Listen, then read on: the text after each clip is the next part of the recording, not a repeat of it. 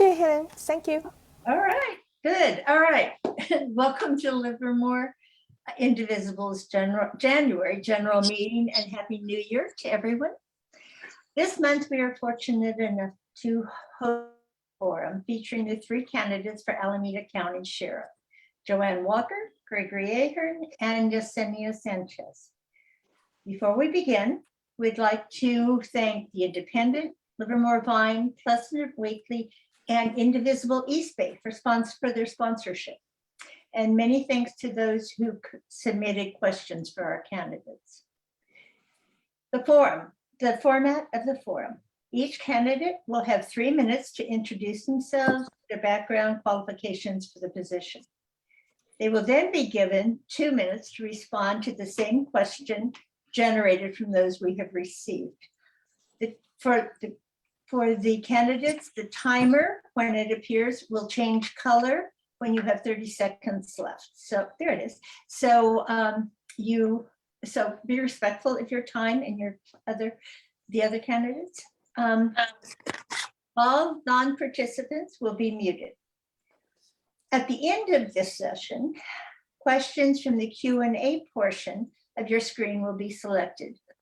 Please add your questions to this section and address them to all candidates. No individual or personal questions will be asked. The forum will end with a 2-minute closing statement from each candidate.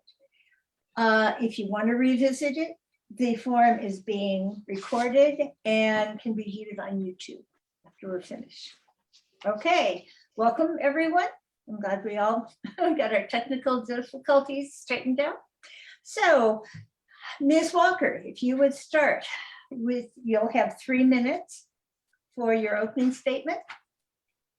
Okay, well, hello and thank you all for having the forum and inviting me. I appreciate it. Before I get started, I would like to send my condolences to the Nguyen family for the loss of their son, grandson, and family member. And I would also like to send my condolences out to the officers and the command staff over at Alameda County Sheriff's Department as they struggle to make some sense of what happened here.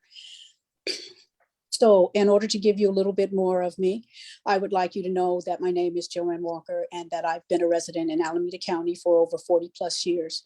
I graduated from California State East Bay, and I've been a teacher there for over 27 years. I have been a law enforcement officer for 26 years, and I was able to use the information and my degree at the department to make things better. And why? It's because if you take care of law enforcement people, the theory is that they will be better and do better when it's time to help others. And so that's what I did with my career. I introduced the book, Emotional Survival for Law Enforcement and Their Families, because it's important that families understand what their loved ones are going through in order to help their loved one to remain balanced. That helped to change the culture. The other thing is I am driven to become the next sheriff of Alameda County because I'd like to bring back balanced leadership and trust into that department. And I say that because we cannot solve problems if the community does not trust us. If they think that we are not doing our job, then they are very, very, very stubborn about helping the police. And oftentimes they definitely will not help the sheriff's department. The other reason why I came in is because I would like to, or at least why I'm running, is that I would like to take care of some of the problems that exist in Santa Rita Jail. Every time I walk the streets here in Alameda County, that is the first thing that people want to know about. How are you going to change things? Because they just can't stand it any longer. The other reason why I came in is because I happen to be someone who, due to a violent crime, a member of my family was affected, and it changed the trajectory of our entire family. I understand the importance of the help from the highway patrol, medical staff, police, those three, and fire. And those three professions haven't always been very good to African-American people, but they were wonderful to me and my family. And I would like to be able to repay the the favor by doing that and being that to other families who are suffering. Because of those men and women who came into our lives, I am right here today because they supported me and kept telling me that I could do it, that I was worth it, that I am important, and they needed me to do the best and to be the best I could possibly do and be. I know that I can encourage others to do the same. And if I'm elected to become the sheriff of Alameda County, I will make sure that that's one of the things that's high on my agenda of things to do. Supporting people, training, understanding, knowing what policies and procedures are appropriate and what are not is very important for a sheriff. And a sheriff is the one who sets the tone for the members of the community and for the members that are working for them inside of the sheriff's department, the jails especially, the courts. Anytime we go out and we're dealing with the unincorporated areas, we are the police there. So we need to be knowledgeable, we need to be trained, there needs to be supervision that is appropriate, and we need to follow appropriate policies and procedures. Okay, thank you. And I was actually timing you, and you came in under time. Our timer is still there, just not working too well. Ms. Sanchez. Unmute myself. Well, thank you and good afternoon, everyone. Thank you for your interest in this upcoming sheriff's race, and thank you to Livermore Indivisible and sponsors for hosting this event. I am Yesenia Sanchez, and I am your next sheriff. A little background on me. I was born and attended schools in Hayward. My father immigrated from Mexico to California, Oakland, California in 1965. My mother's from Texas originally, but came to Oakland, California at the age of 6, and I am currently a happy Livermore resident. In my youth, I experienced difficult struggles, a broken home, financial hardship. I started my career in the sheriff's office at the age of 19. Before being hired onto the sheriff's office, I struggled with 3 jobs. I worked at a used car lot in San Leandro during the week. I was working at the Oakland airport for Federal Express during my evenings. And on the weekends, I was working at McDonald's as a shift manager. So at that time, I was living paycheck to paycheck. My belongings and all of my personal valued belongings were stored safely in my car, as well as my clothing. I never thought that I would have a career in law enforcement. I never thought that law enforcement had a place for me. So when I began working at the sheriff's office, I saw good people doing good work, and I wanted to be a part of that effort. So here I am. Through hard work and determination, I've risen through the ranks from starting off as a civilian to a deputy and to now a division commander. So now I'm a 25-year veteran of the sheriff's office, the highest ranking Latin female. I took over management of Santa Rita Jail in April of 2020 at the height of the pandemic, right when it peaked. And Santa Rita Jail is the largest duty station that we have. It encompasses the largest number of staff that we have, over 600 employees, and a budget of over $270 million. I know that Santa Rita has had a lot of issues in recent years, and I'm committed to reshaping how we provide services in our facility.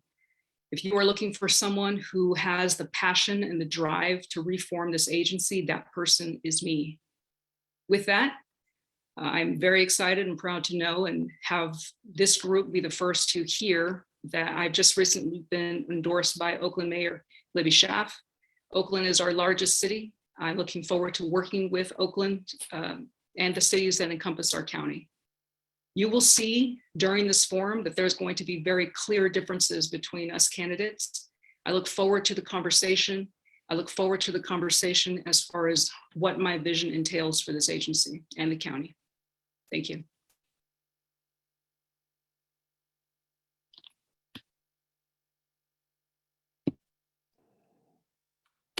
I was also timing you and didn't unmute myself. Mr. Ahern, your turn. All right, thank you. I too want to thank the Independent, and the Livermore Vine, Pleasanton Weekly, and Indivisible East Bay for inviting me here today. This is a very important election, and we're engaging in some very important discussions on the issues that we face in our community. Some background on me is that I was born and raised in the city of Oakland, and I'm the youngest of 4 children. My parents also born in Oakland, for a long time residents of Alameda County as well. They instilled strong traits of community service, loyalty, compassion, and importance of helping others. I've been married to my wife, Kathleen, for the past 36 years, and we have 1 daughter that we've raised in the city of Oakland.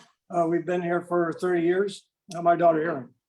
I'm proud to call Alameda County our home, where I've lived and worked my entire life. Prior to law enforcement, I worked in a factory. I did construction jobs and served legal papers at my father's law practice. As your sheriff since 2007, my mission has been clear. I focus on public protection. I work to protect the public, strengthen relationships within the community, help prevent people from turning to crime through 4 guiding principles.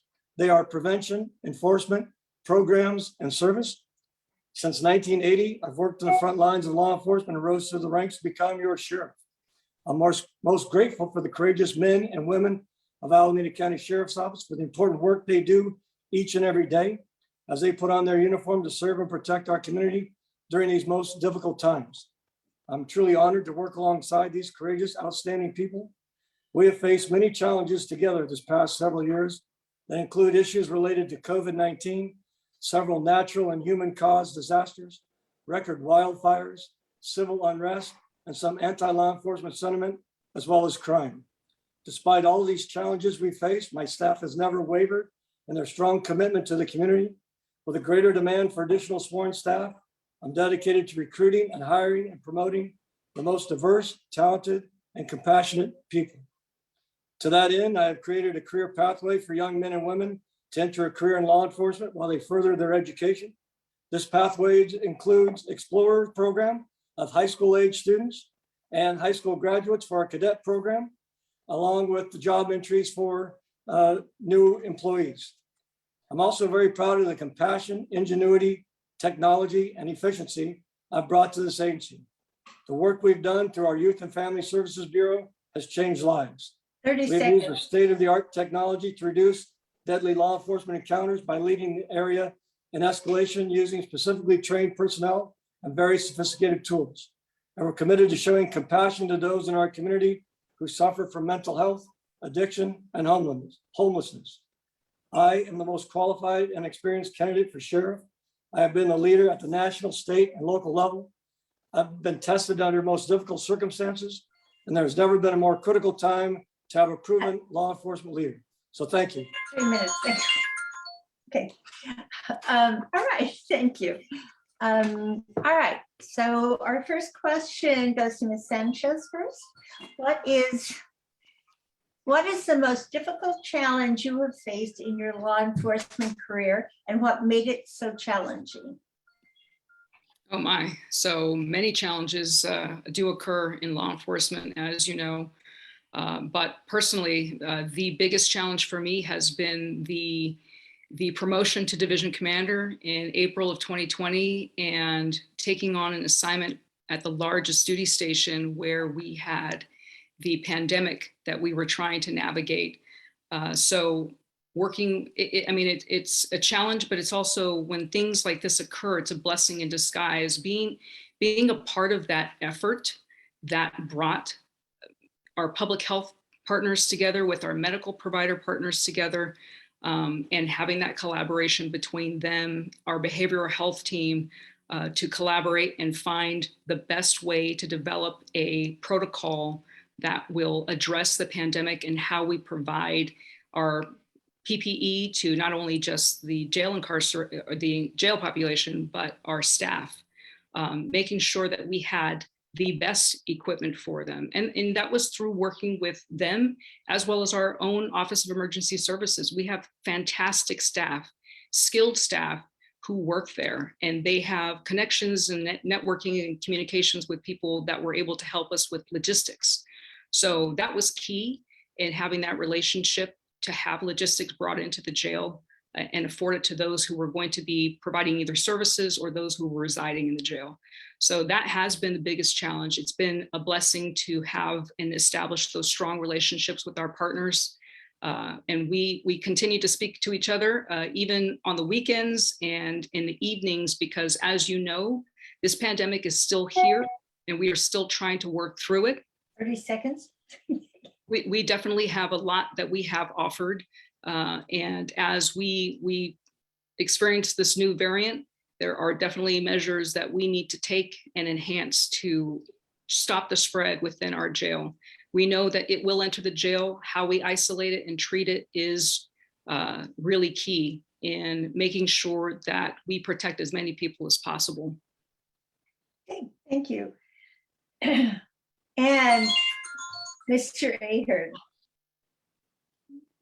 Oh, and by the way, before I start timing, if you need a question repeated, please ask. I know some of them are kind of complicated. Okay. Well, the most challenging job I have as sheriff is dealing with sending our people in harm's way.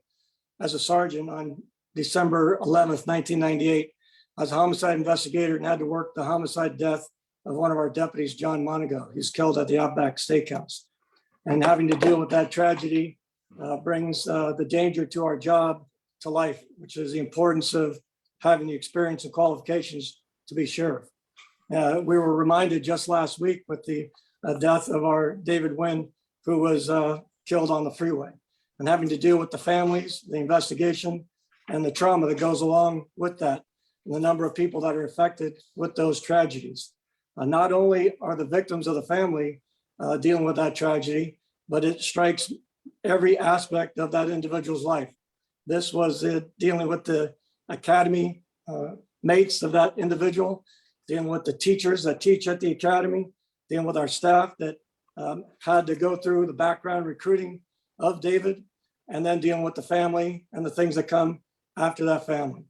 We've had a number of deaths in our agency, some to COVID, which Oscar Rocha, and we want to make sure that we treat that family with respect and dignity each and every time these reminders come up. And we're reminded of those on a yearly basis where we have anniversaries. Our agency started a law enforcement memorial where we can pay tribute to those officers who have given their lives in the line of duty. And we actually do a memorial run for those individuals as a reminder of what we need to do and how we have to protect our community and how we have to protect our own people from the tragedies that occur in law enforcement. Okay, thank you. And Ms. Walker. And you're muted.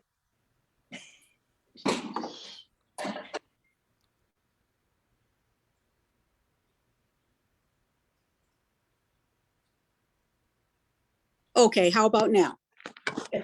Great. Okay, can we restart the time?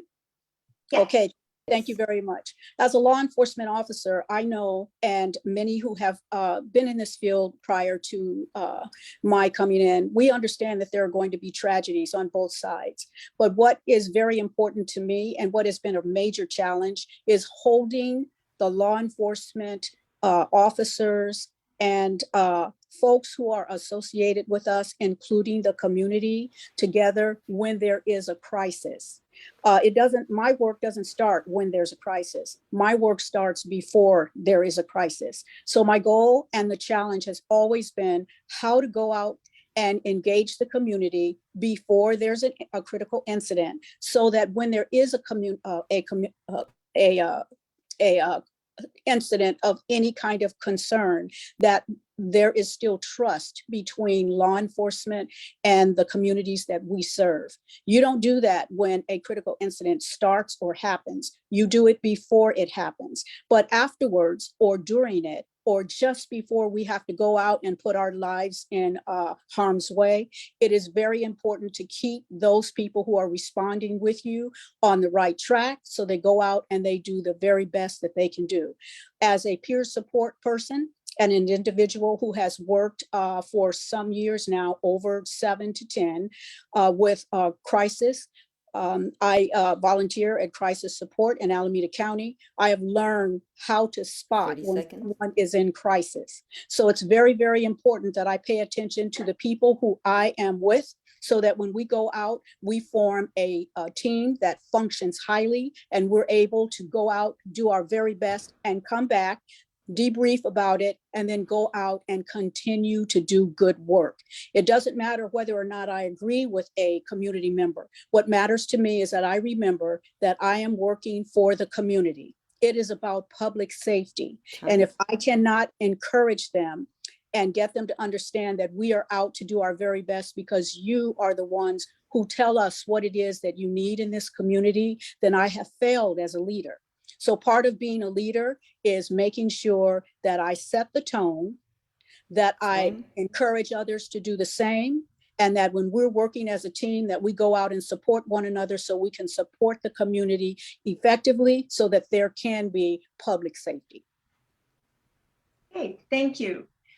Mr. Ahern, you're up first. Given the huge spike in gun sales and the escalation of gun violence, including suicide by gun, what are your plans to make our community safer from gun violence? Please also address ghost guns, safe storage, and red flag laws. Well, that's a very big ask, but so the ghost guns are privately manufactured guns, and we're working with the ATF right now. We are one of 4 counties in the state of California to have received the grant to work off of the armed and prohibited individuals from possession of handguns. And our units have gone out and apprehended a number of violators, and we've seized hundreds of weapons in this past year. The gun violence in Alameda County is very tragic. Within the city of Oakland, there was 139 people that have died with gun violence this year to homicide.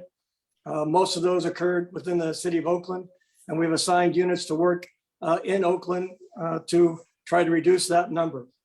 That's a record number of homicides in that area, as well as the number of shooting victims. There's 531 victims of gun violence that were brought into Highland Hospital this year alone. So we're working to try to, one, apprehend those violators. We have identified a number of street gang and members of those street gangs where we have a gang suppression unit that specifically goes out to apprehend those violators who are doing the most violent crimes in our area.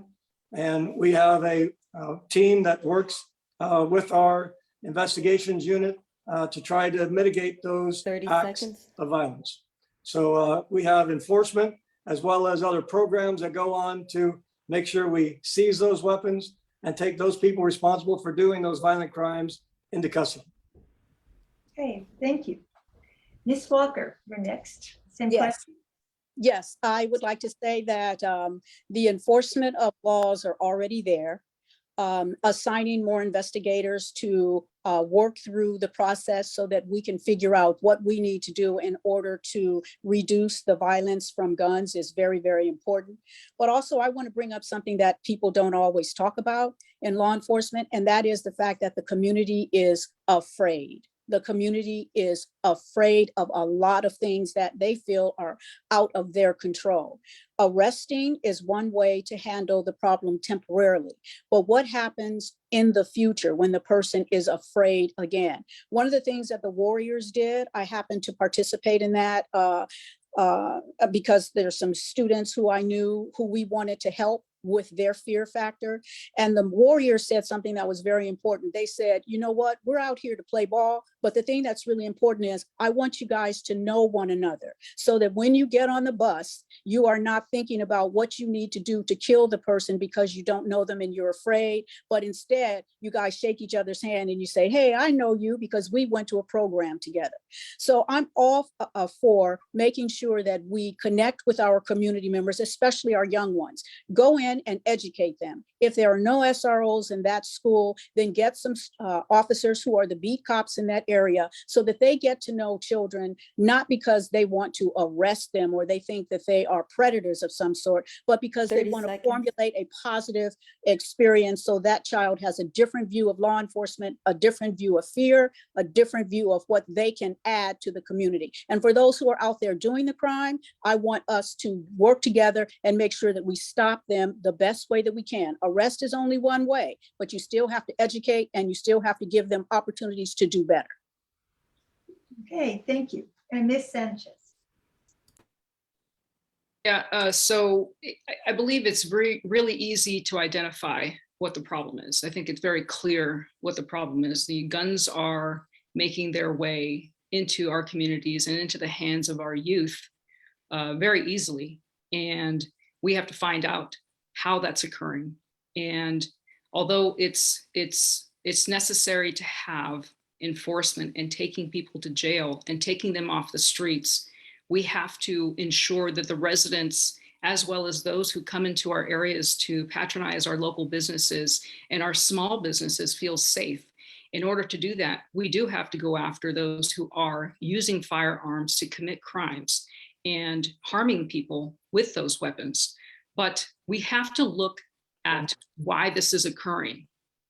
Why is it that we have this problem where individuals out there on the street find it necessary in their minds to carry guns, whether they commit them or use them to commit crimes? But when I was on the street working patrol and I was taking guns off of young people, their common response was, I'm using it, I have it to protect myself.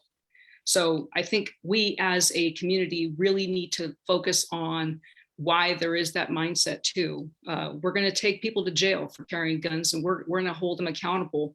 We need to work with our DA's office to make sure that we don't give a slap on the hand 30 seconds. type of sentencing for those who are committing crimes with firearms. Those are dangerous weapons.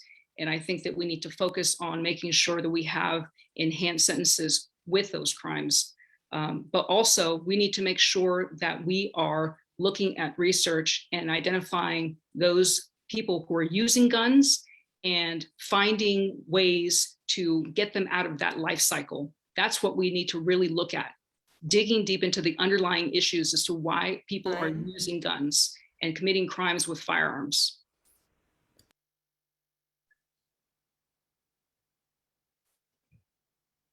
You're muted, Helen. Thank you. Please, beginning with Ms. Walker, please describe ways in which the Sheriff's Department interfaces with local police and under which circumstances sheriff's deputies might have obligations or responsibilities outside their normal jurisdiction. Well, the Sheriff's Department interfaces with other law enforcement agencies when there is a critical incident and support is needed. So when that occurs, there can often be a misunderstanding between the various agencies if there isn't a measure of respect between the two agencies prior to the critical incident. You're going to hear me talk about that a lot here. And the reason why I do that is because we can't afford to make mistakes out there when it is critical, even when it's not critical. So developing and formulating a relationship with outside agencies is very important.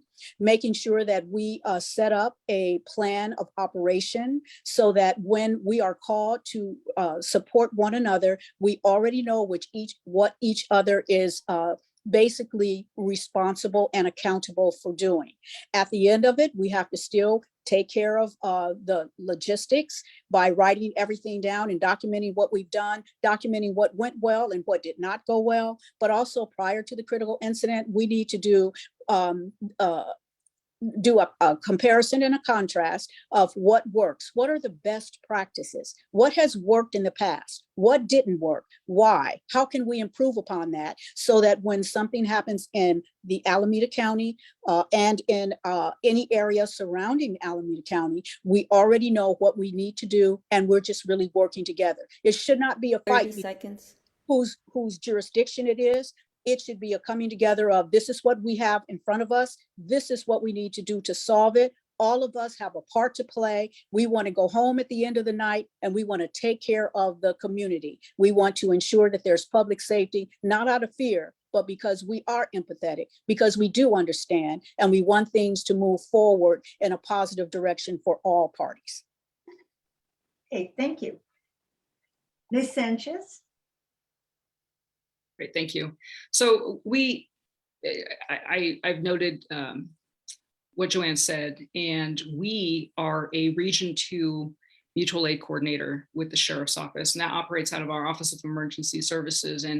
And we take pride in training a vast number of local and other county agencies in emergency response to a number of disasters or critical incidents.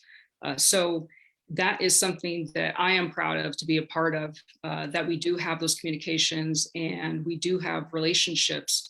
Where we need to improve upon is being that entity that reaches out cities. We'll take, for example, Oakland. Oakland has a number of issues, and especially with gun crime, but we are all suffering with gun crime and guns being taken off the street during traffic stops, during probation searches, you name it.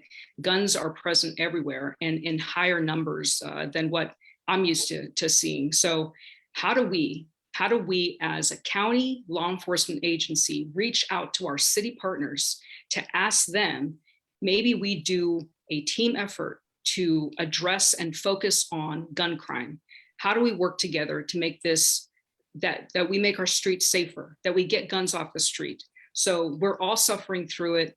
I see the need for us to actually work collaboratively more with our city agencies to attack this issue. It is a huge issue that is endangering our residents and our business owners. I mean, they are the ones that are really seeing the impacts from this. So it's definitely a team effort that needs to happen. And that is something that I would like to promote and bring to the agency as far as being that ask to our cities as far as any assistance that they need and bringing together a team. Hey, thank you. And Mr. Ahern.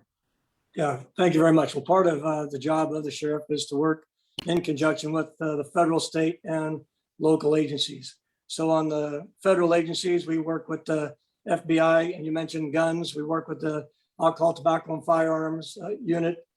We work with the Joint Terrorism Task Force, dealing with the people who are exporting and importing illegal weapons, firearms that we've noted come from Nevada and Arizona into our area.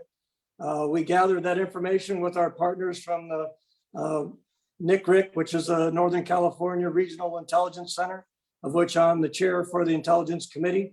So the information comes through me and we share it with our local partners. At the state level, we work at the State Mutual Aid.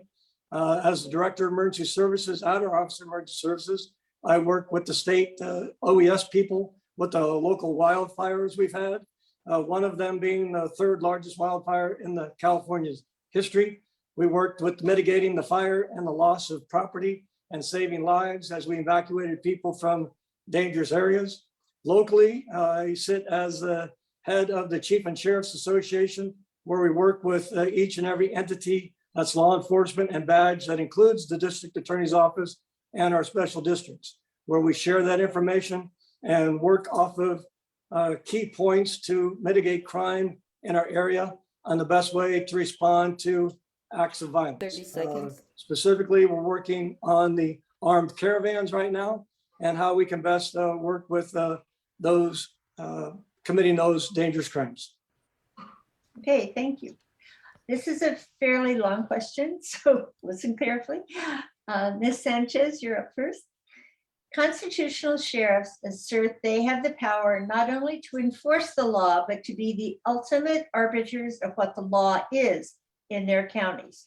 Contending that this authority supersedes that of all other government officials, including state governors and the president, they refuse to enforce a range of public safety laws from local mask mandates to state and federal gun laws. If the sheriff's office was directed by the federal or state government to enforce a mandate, order, or law that you believe to be unconstitutional, what action would you take? So I think that there is a conversation to be had, and that's where there has to be a presence with those who are putting forth mandates and protocols to have a conversation with those who are impacted. This is something that the community calls for.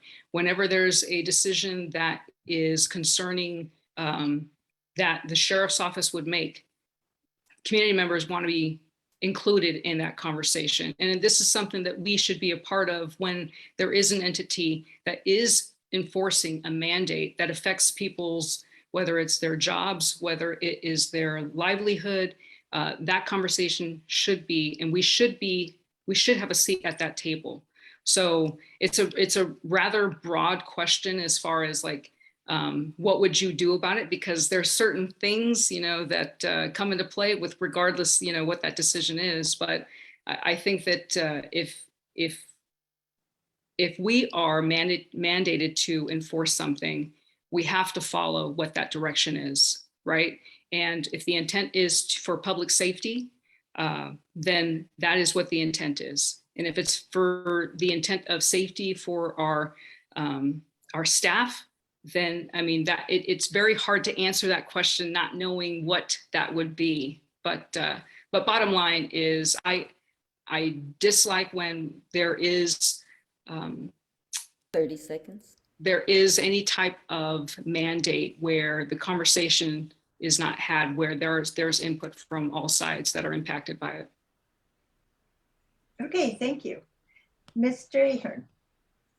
Yeah, thank you very much. So if we thought that there was a unconstitutional mandate that you were talking about, the first thing we'd do is go to the Superior Court and ask for an injunction to delay that order.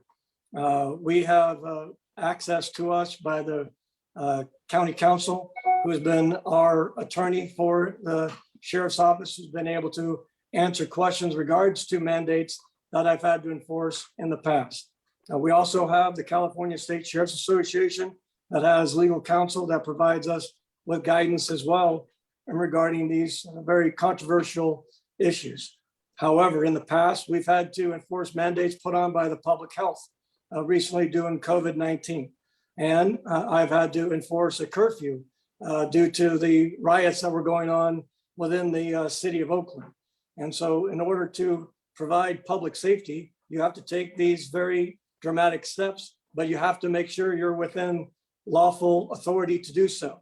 And if the county council and our state sheriff's attorney have provided us with that counsel and guidance, we follow that guidance. So we're in a position where we have to follow each and every law that is being passed, but we do have the authority to have those laws questioned at the court level. Okay, thank you. And Ms. Walker. Yes, I want to say that I agree with the incumbent when it comes to mandates and the ways that are available for us to deal with any kind of disagreement that may come up. However, what is important here is why these mandates are coming up, why they're important, who are they going to impact, and what can we do to improve public safety. If following a mandate is something that is lawful and constitutional, and I disagree with it, I can deal with my disagreement later. What I'm looking at is the larger picture. How is this going to serve the community? What is going to happen when we go forward with this particular mandate? Will it save lives? Is it something that's important because it is going to help the people in Alameda County to remain alive and to go on with their daily lives with their families without any kind of intrusion from law enforcement? I think that if it is a law, we need to go ahead and we need to abide by that law until we can bring all of the parties to the table and figure out how we're going to make the change that the law enforcement community may feel is important. And I have to put myself in that position. If I feel so passionate about a particular disagreement that I'm willing to go to the next steps to ensure that we can start looking at the law a little bit differently so we can figure out who we need to talk to change the law, then it's important that I do that. But what's foremost important is keeping the public safe. In order to do that, if I have to go through a mandate and follow it through, then I am going to do that and we can hash out all of the rest later. Okay, thank you. All right, beginning with Mr. Ahern this time. The county sheriff oversees the county jail.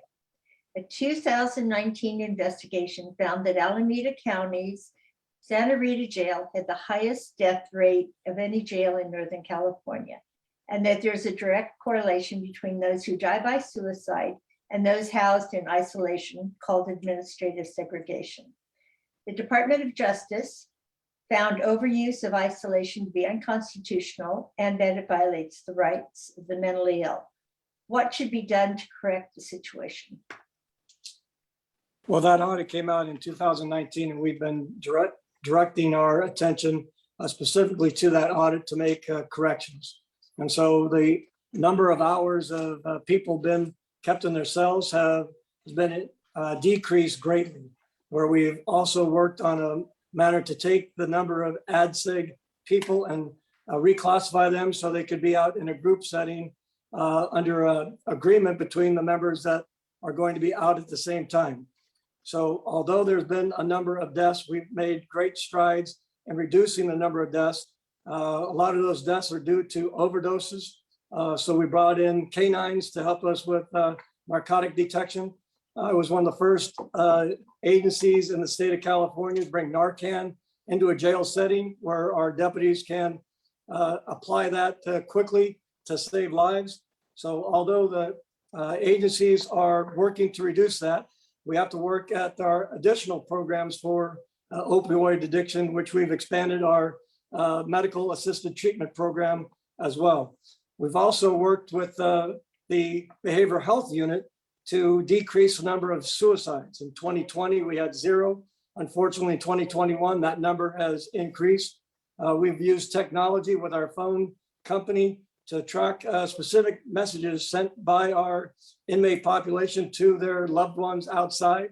We've looked for keyword search and then 30 address seconds. those people at their cells so that we could better prevent them from harming themselves. We've added medical staff and behavioral health people to our intake system. We've worked with our adult forensic behavioral health unit to reduce the number of events throughout the year. We're very proud of the treatment that they provided to our inmate population. We're working on specific reviews of each and every one of those deaths that have occurred within our facility. And it has a great benefit to reducing the number. However, our society and our city of Santa Rita Jail is just a microcosm of what goes on within the cities and counties itself. So as we see our population suffering from depression, our inmates are suffering from that same problem, and we're trying to address it with them individually. Thank you. I believe you had extra time, so Mel, can you give the other two candidates a little extra time? Will do. Okay. Ms. Walker. Yes, would you repeat the question again? I want to make sure I answer it sufficiently. Sure. The county sheriff Like oversees 3 for 3 on the questions. I'm getting good feedback. the county sheriff oversees the county jail. A 2019 investigation found the Alameda County Santa Rita Jail had the highest death rate of any jail in Northern California, and that there is a direct correlation between those who die by suicide and those housed in isolation. The Department of Justice found overuse of isolation to be unconstitutional and that it violates the rights of the mentally ill. My What wife said should it's be done done good. to correct, Mr. Ahern, if you could mute. What should be done to correct the situation? Okay, let me just give the audience some background. Since Mr. Ahern has been in office, a lot of deaths have occurred. We know that it's over 50, but in 2014, there were 10, 2015, 8, 2016, 6, 2017, 6, 2018, 5, 2019, 10, 2023. We're not finished with 2021 yet. I don't have the stats on that, but my understanding is that 19 of the 50 actually committed suicide. We know that it is unconstitutional for people to be held in isolation. And according to the website, in Santa Rita Jail, people are only allowed to come out 1 hour per week. 1 hour per week. I want to repeat that, 1 hour per week. How can they not become suicidal in a situation where they have no control, they don't see their family members, they're locked down, and they are dependent upon somebody else for their livelihood? How can they come out and be normal? What I want to say here is, I find it very interesting that out of all the years that Mr. Ahern has been the sheriff, this is the first year that he cooperated with DOJ and actually went in and signed the consent decree. Why did it take so long? Why did it take so many people dying, so many families who are suffering because they didn't find out what really happened to their loved one, how that person perished? They didn't get a chance to see any tapes. People had to resort to lawsuits against Mr. Ahern as well as Santa Rita Jail. Why did it take so long for him to decide to move on this and show the empathy that he said he learned from his family? That was what he introduced as who he is as an individual and as a leader. So he's been here since 2014, and this is 2022. He just signed the consent decree in 30 seconds. November of last year. If people matter to you, why did it take so long? I would do some changes. I would definitely make changes in screening. That's what we've done in San Francisco already. When the officers see that someone is acting weird, that's usually an indication that something is going on, whether they are extremely mentally ill, meaning that they've had it for a very long time, or it's something that's acute. You can look at a person, and if the officers don't know what to do, the Time. deputies don't know what to do, they should be given the right training so they can learn how to see what is going on in order to keep the people who are housed at Santa Rita Jail safe. Okay. And that has not happened. Thank you. And Ms. Sanchez. All right, I just want to clarify that we do offer those who are separated for their recreation 1 hour per day. It is not 1 hour per week. We do make efforts to get people out as much as possible. Those are our minimums. But going back to the question, being that I work and currently manage Santa Rita Jail, it's unfortunate that the people that do come into our facility have pre-existing medical conditions, substance abuse issues, and mental health conditions that have gone long untreated. So we experience death in the jail just as we see out in the community. However, we should be able to say that we did everything that we could to prevent a death. And if we fall short of that, the public and their families deserve to have information and some truth as to what happened. Having the experience and working in the jail, I know where we can make improvements already. Right now, there's no communication with families who lose someone while they're in custody. And that is simply not humane. There has to be some information that's shared with the family. We should not leave them in the dark. And I understand, being a previous investigator, that you can't share all the information, but there is something that we can do. Services such as chaplaincy or even being connected to grief counselors should be something that we should set in motion as soon as we identify next of kin. Public is entitled to know that we have a death in custody. The fact that we wait until we're asked for information is just unacceptable. We need to inform the public as soon as we can, while also, of course, being mindful and respectful of the family who's just suffered a loss. So there are improvements that can be made with the additional staff that we are going to be bringing into the jail will assist us with having those extra eyes that will be they'll allow us to see behaviors and symptoms early on so that we can address them and get our medical partners into play, as well as our behavioral health partners into play to address and assess individuals who may be decompensating. So that will be a blessing. We're hoping to onboard and continue to onboard people, but we do need additional staff to make sure that our folks are monitored as they should be. Okay, thank you. All right, Ms. Walker, you're up first with this one. Alameda County supervisors have unanimously adopted a Care First, Jail Last policy that aims to reduce the number of people with mental illness and substance abuse in Santa Rita Jail. What will you do as sheriff to promote implementation of this resolution? Will you support, will you, sorry. Go ahead. Go ahead. Will you support reallocation of funds from incarceration of mentally ill people toward provision of community-based care? What do you see as the most promising next steps in this direction? Okay, well, I work with the community regarding members of our community who are suffering from mental illness. I have listened to parents complain and talk about the horrible job that's being done in Alameda County. These are their words, not mine. They're the ones who are trying very hard to work with family member who is spiraling out of control. They don't have the skill set to continue. They need law enforcement's help. And they are just hoping that when law enforcement shows up, that we are trained adequately enough to de-escalate the situation so person who is ill to cooperate with us so we can transfer them to a hospital where their medical needs are met. I don't see a problem with the supervisor saying it's a community first, a care first, and jail last as a last resort. I'm not having a problem with that at all. What I have a problem with is that we don't have enough support in the community to house the people who are suffering from the mental illness.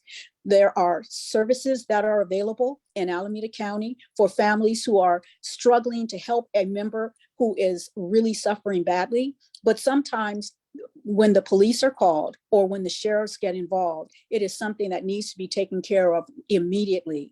And so screening for that person is the first step. Do the officers or the deputies even know how to screen? Do they know what a mental illness looks like? Is there, and secondly, 30 seconds. is there policy and procedure set up for what the deputies are supposed to do when they feel that someone is suffering? And thirdly, are there resources in the community where we can take the money, use it so that those community-based organizations are funded appropriately so that they can help those people who are suffering and their family members? That's the question. And so far, Alameda County has fallen short on that. That's what the parents are telling me. Time. Okay, thank you. And Ms. Sanchez. Yeah, so I read the Reimagining Adult Justice proposition that was given by Supervisor Valle. And I agree that the mentally ill do not belong in the jail. The jail environment is not conducive to providing proper treatment. It is not the best environment for people to recover, if there is any such thing as recovering from any mental illness issues that they may be suffering through. I do believe that we do need to focus some allocation of resources to make sure that there are places for individuals that are suffering mental crisis to go to. There's just not enough of that right now. I do know that the DA's office is working with La Familia, with the CARES location. It's a navigation center for those who are homeless, who suffer through either controlled substance abuse, whether they are suffering from mental illness. If they are arrested or contacted for a low-level crime, some non-violent crime, then the ask is for law enforcement to cite and release that individual, but also provide transportation to the CARES location. And the CARES location, they'll be met with a case manager, a supporter, a peer supporter who will contact that individual and start that case management through that avenue. And so those are solutions that we need to put into play. We need to put into play solutions that will keep those who are suffering mental illness out of the jail. But there's just not enough locations to put people right now, and to put that as a alternative to incarceration. So I definitely agree with some of the points that were definitely made in this proposal. And I would work towards collaborating with probation and with our justice partners to make that happen. Okay, thank you. And Mr. Ahern. Yeah, thank you very much. And we worked very hard with the CARES program. We do it on a daily basis. And so we don't have our first action with the people of mental health or substance abuse is not our first response to arrest. We work with CARES, but there's a specific program working with the district attorney's office as well as La Familia in our area. We work with community-based organizations like Roots and Abode. Roots is more for the Oakland area, and Abode has been more successful in the South Alameda County area. The CARES First program deals with housing and employment and deals with the mental health issues as well as substance abuse. So we have a crime prevention unit as well as a community policing unit that work to address those issues. We come in contact with those people, we advise them where they could go to better suit their program, how they could address their needs. In meeting with Roots, they have a trailer right outside of our San Bernardino jail, so they get people once they're released and they have access to their programming. Roots has been very educational to us, advising us that the people who suffer from substance abuse and mental health issue that result in homelessness have 1 to 2 to 3 to 4 30 seconds. different elements involving their issues regarding homelessness. So we work with the CARES program to direct them to those services and work very hard every day with that to better the quality of life for those individuals. Thank you. Okay, Ms. Sanchez. The COVID virus is a threat to incarcerated populations and to those who work with them. How will you ensure that the incarcerated population is protected from jail personnel and visitors who could be exposed outside the jail environment? And also, are there consequences for jail personnel who fail to observe the required protocols? Yes, definitely. I mean, the pandemic and the pandemic in the jail is definitely a concern for everyone. And, you know, when the pandemic hit, Supervisor Valle requested that we open up a forum for advocates who were concerned about our jail population to call in and ask what type of response and logistically if we were able to support making sure that every incarcerated individual had a mask, whether they had sanitation wipes and cleaning supplies. So it was a good effort, and we still continue those calls. I have learned a lot from the community input, and we've actually put some measures that were requested into play through those phone calls. So it has been a benefit to not only the sheriff's office, but public health and those who are advocating for safety of those who are incarcerated in our jail. But, you know, just to kind of give you a quick rundown, right now, when we have an arrestee that comes in, they're quarantined for 14 days in an intake housing unit. Within 48 hours of their arrival, they're given a test, and then they're given another test at day 10. So anyone who works in any capacity within the jail, they are tested, like such as our kitchen workers or our pod workers, they're tested weekly. Vaccines are offered throughout someone's stay. They're offered a vaccine once they enter and then repeatedly as they make connections with their medical staff. 30 So seconds. cleaning supplies are available to everybody, but in speaking to our public health partners, you know, we know that there's a rapid growth of Omicron. We believe that as a result from a combination of increased transmissibility and the ability for it to evade immunity through vaccination or previous infections. I recently instructed staff to put out an updated station order to require surgical masks or N95s in areas that are quarantined or just throughout the whole facility. There's no longer allowed a cloth mask. So I will continue to ask for our law enforcement agencies to avoid bringing in arrestees and to cite them in the field, and then working with public health. Thank you. And Mr. Ahern.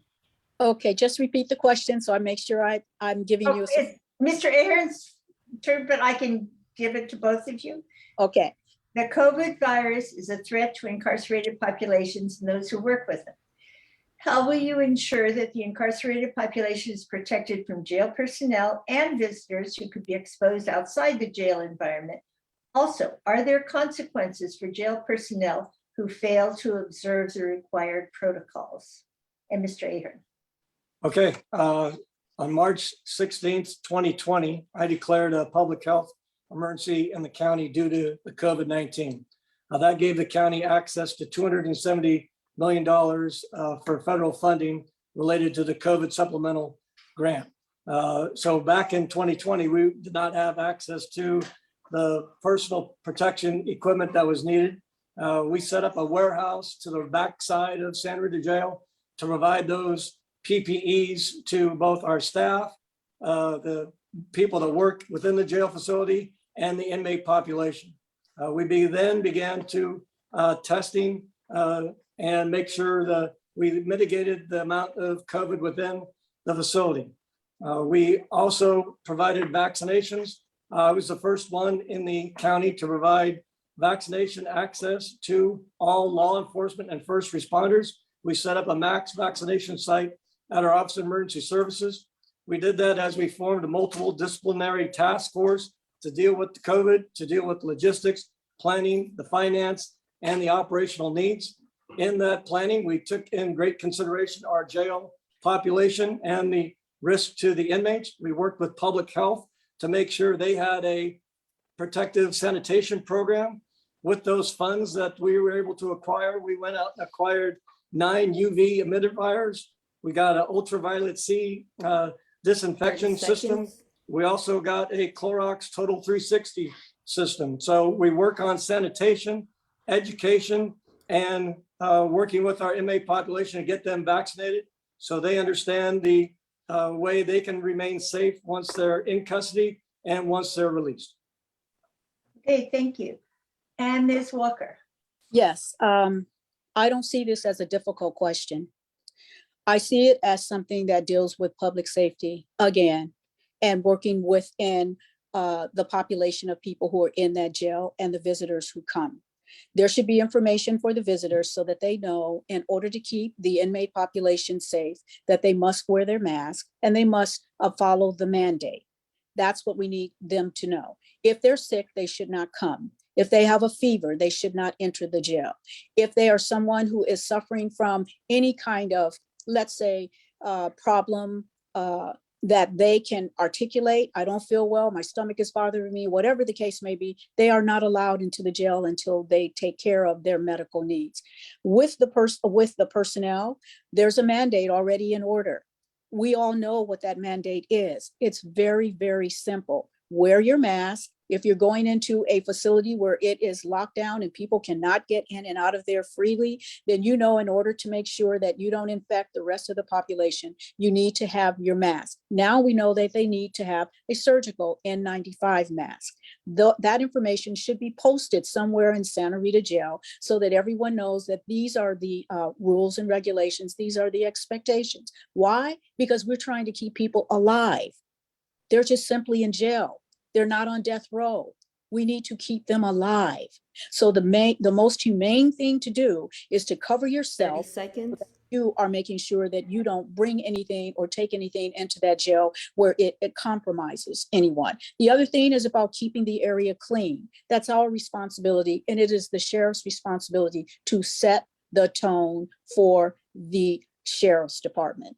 So if that is a part of the policy and the procedures, then those people who are either contracted to work inside and those people who are working as personnel need to follow that, or else they can't come in. Time. Okay, thank you. I might have missed it, but Ms. Sanchez and Mr. Ahern, I did not hear the answer to, are there consequences if prison staff or jail staff do not follow protocols? Right, we have policies and procedures in place that with 3 medical checkpoints prior to entering the facility, so people that are sick aren't allowed. We also have a policy in place that from the Board of Supervisors that mandates all of our staff be vaccinated. If they're not vaccinated, they have to get tested weekly. So all these steps are already in place and the practices are been followed. There is possibility of termination if they fail to abide by the rules of the county.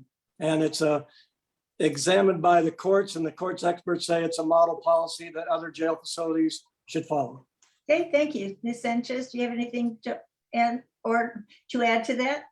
Yes, so the sheriff touched on most of it, but we have written people up as far as not conforming to our mandate for testing weekly. So those are efforts that we are making. People are being held accountable for those testings. So it is very difficult to track hundreds of tests. So we need to make sure that when we are going to hold someone accountable for not partaking in a test, then we need to make sure that accurate information we're relying on. So it does take time, but we do make that effort. Okay, thank you very much. All right, Mr. Aaron, you're up first. Helen? Oh, yeah. Helen? Yes. I just wanted to add one other thing to my statement, one other comment, and that is getting people to get tested or vaccinated is not a difficult chore. not with the invention of the computer and a copy of the form that says I was vaccinated by Pfizer, Moderna, or Johnson and Johnson. You put it in the computer and everybody knows where it is, especially staff services. This is not a difficult thing to deal with. Just Okay. wanted to. Okay, thank you. Thank you. Okay, Mr. Ahern, you're up. Transparency increases the public trust in law enforcement. What data do you think should be available to the public that might increase that trust? Well, transparency is very important, and we work really hard to make sure the public understands what we're doing and the steps we're taking. What I've started since 2007 is a strategic planning process. We meet 2 times a year. We put out basically a business plan for the agency for our goals and objectives. They're evaluated each and every session. All of those notes are then transcribed and forwarded to the Board of Supervisors and made public for all of our public records requests. Recently, in the last 3 years, our requests for public records have increased greatly due to the recent legislations that's been passed. And so we're transparent on our uses of force. Our policies, our procedures are posted on our website, and our strategic plan is made known to the entire agency. The other thing we do is we have an agency-wide departmental meeting once a month, and all of our units report out, and that is transcribed and provided to all of our units. We also have a public records request unit that is available to provide information to the public upon their request for anything that we're doing. So we believe in transparency. We meet with the various groups in our community.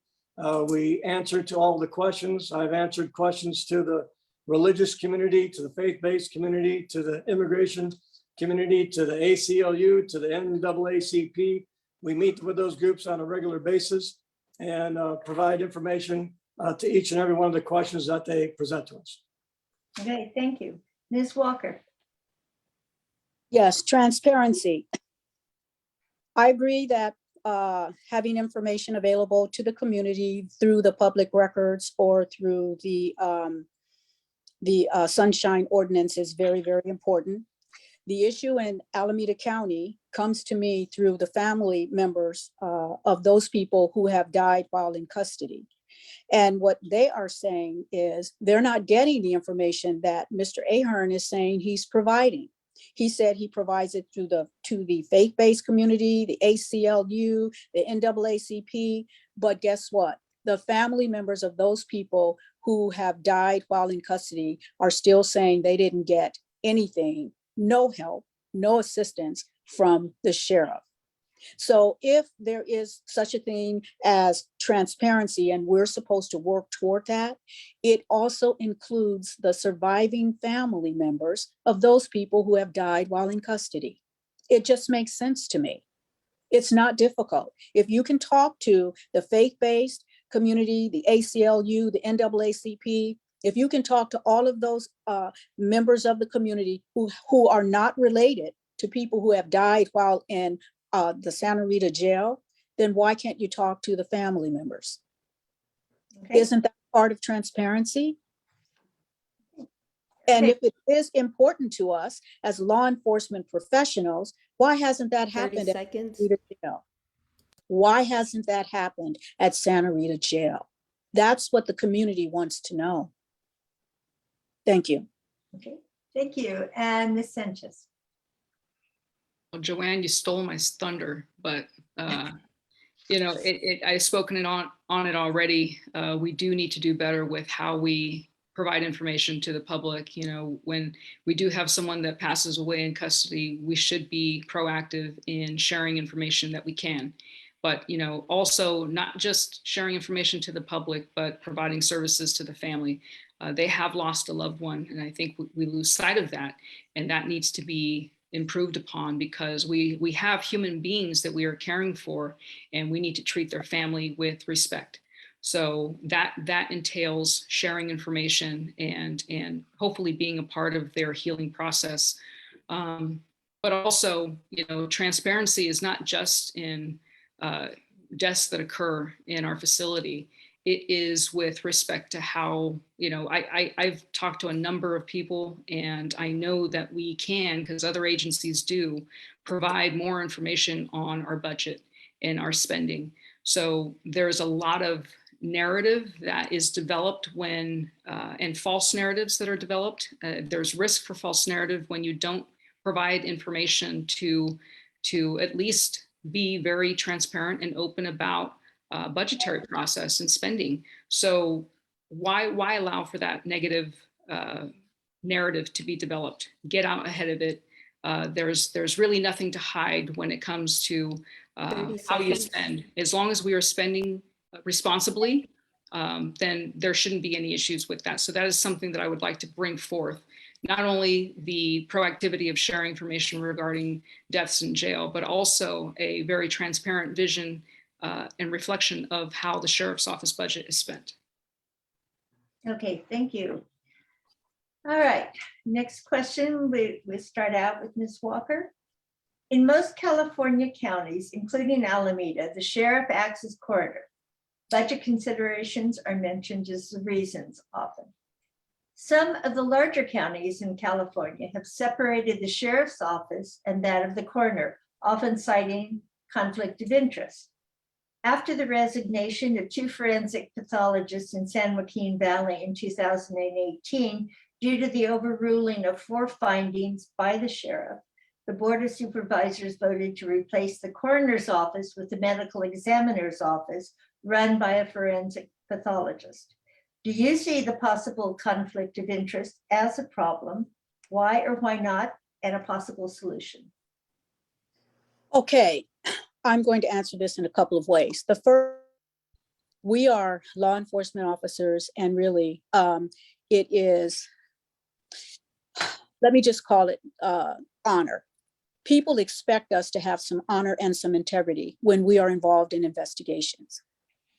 I personally feel that if there is an officer involved shooting, it takes place in Alameda County, and somehow I am, as the sheriff, responsible for providing, making sure that there's an effective investigation where all of the information that needs to be collected is done, then it is my responsibility to have the integrity to make sure that all of the I's are dotted and all the T's are crossed. I think if you don't have someone who has the integrity in that office, you're going to have some problems with those people who want to know what happened to their loved one. So instead of waiting until there is a big crisis about how someone died while in custody, why not hand over that investigation to the FBI? Let the FBI be the ones who are responsible for that investigation. That way there's transparency with it. It is not left up to the Alameda County Sheriff to be the one who comes out or not come out about what happened, what led up to it, and the end 30 result. seconds. I think it is just better. It makes more sense to hand over those investigations to another agency so that our agency doesn't come under fire because someone thinks that they didn't get, we were not transparent, or we don't have any integrity. That is my personal feeling about it. And that's what I would do if I am the sheriff. I would be the one that investigation to the FBI. Okay, thank you. Ms. Sanchez? Thank you. So I understand that some of the concern is with how deaths are reported and how the sheriff may influence that type of reporting. And although I have no experience of that ever occurring in the sheriff's office, I do know that there are ways, instead of really spending money on having a separation of entities, if there is a concern in any way, shape, or form that we have, and many people know, we are entering into a field where we are going to be having an oversight committee that will be monitoring the sheriff's office. So if there's a concern with how we report data, then maybe that layer, there can be someone there that is reviewing our information, our data to ensure that we are reporting properly. So there are things and mechanisms that we can put into play as opposed to doing a complete split. When it does come to incidents such as officer involved shootings or whatnot, where there might be an investigation that's related to the sheriff's office, if it is in our best interest and to transfer over to one of our neighboring counties, that investigation, then we should be open to that. And that is something that I will be open to, just to remove that feeling, if anyone has any mistrust that we would do anything. 30 seconds. We have the highest integrity here at the sheriff's office, but if we transferred over a coroner's case that involved our staff members, that would give peace of mind to our community. And we trust that our partners do a great job. So that is an option, and that is something that I would be looking into. Okay, thank you. And Mr. Ahern. Yeah, first of all, the FBI is a federal agency and they don't get involved in local death investigations outside their jurisdiction. The entity that would review any type of questionable death investigation for sheriff's office would be the Department of Justice from the state of California. Years ago, decades ago, under Sheriff Plummer, he took over the Coroner's Bureau because of corruption and because of problems and lack of efficiency. So we've been doing that job for decades now, and we're way more efficient. We're very responsive to the needs of the agency that is involved in that death investigation. Death investigations are not just completed by the coroner's office. There's the local agency that does the investigation. Those deaths, if they're in question, get reviewed by the district attorney's office. If it is a homicide, then the death investigation is conducted by my officers who are coroner's investigators. Then all of those reports are then forwarded to the pathologist. The pathologist then determines the cause of death and the reason behind that death. And they get access to all of those various reports, which avoids any type of corruption because there's multiple agencies and they're cross-referenced to one another, which would alleviate any type of questioning of the investigation.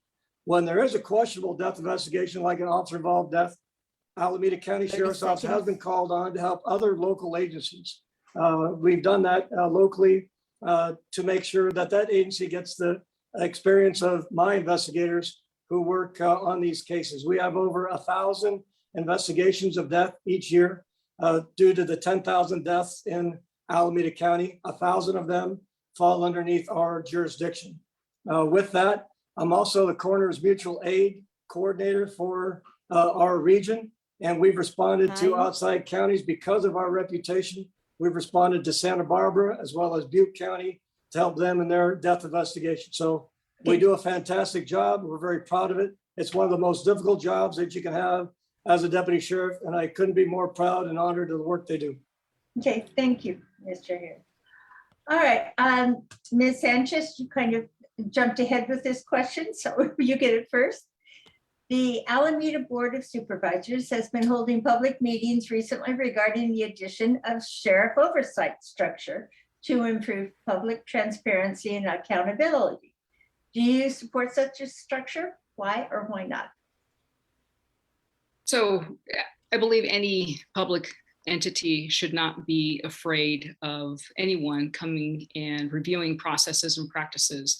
I think there are benefits to having an oversight committee where we perform a function and we are a law enforcement agency. And sometimes we do things because we've been doing that and moving in that direction for so long, to have someone who is not a law enforcement officer to come in and actually provide some insight as to how the public perceives some of the actions that we have or the practices that we have or policies that we have is something that we can learn from. So it is something that I welcome. It is something that I will work with the Board of Supervisors on, with the establishment of that committee. We are, and especially, I know firsthand, the jail is constantly monitored, and we constantly have new folks coming in to give us some recommendations that are very reasonable. So I don't see it being a bad thing to have an oversight committee come in and provide recommendations on how we can improve. There may be things that we will disagree on, but we definitely will listen to what they have to say. And I'm confident that some of the folks that will be a part of this team will have experience with potentially having experience working with other agencies 30 and seconds. accountability. So it's definitely welcomed by myself. It's not something that I think anything negative about. It's definitely something that I think we can benefit from. Okay, thank you. Ms. Draver. Yes, it's not a matter of whether we want the oversight committee or not. The oversight committee is coming, so we're going to welcome them and work with them to see if we can make any improvements in our agency.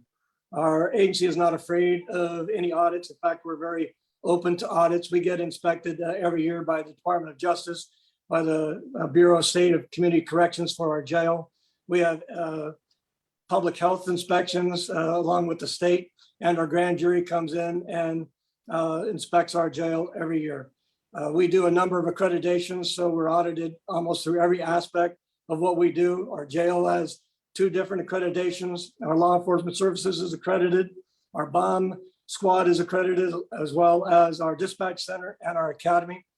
As far as our agency goes for law enforcement services, we're required to follow everything of the guidelines from police officers standards and training, which is a state element.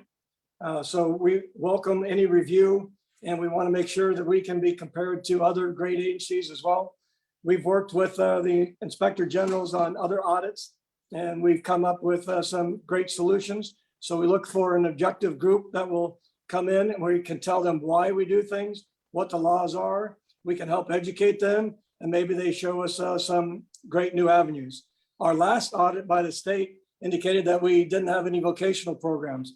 So since that audit, we created at least 3 vocational programs within our 30 jail seconds. to help people who are incarcerated learn how to re-enter into our community once they get released.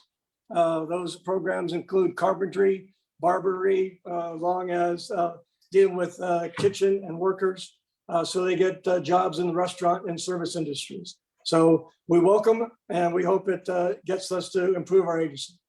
Okay, thank you. And Ms. Walker. Yes, did you say I had 2 minutes? Yes.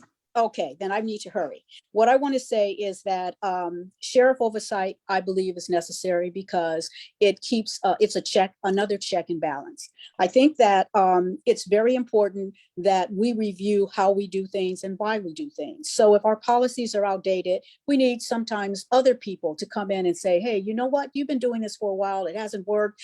We think we have a better idea. Let's see what we can do. Public perception versus reality. There is a public perception that the Alameda County Sheriff's Department is corrupt. I can't say that any clearer. And sometimes it may, for that person or that family, it may ring true for them because of the way they were treated. If we don't develop our partnership with people in the community so they can understand through education what we do and why we do it, we're not being as successful as we can be. To tell us that there are inspections that have taken place through the Department of Justice, Public Health, Grand Jury. There's an accreditation for your dispatch center, your academy, the bomb squad. There's an audit by the Inspector General to educate and explain things. And that the last audit, since you've been in office since 2014 or 2007 rather, the last audit showed that, you know, you needed to, there was no audit of your programs that for reentry. For the 30 incarcerated. seconds. If you have people who are incarcerated and you put them into programs where they cannot sustain themselves, they cannot live, then does your program really work?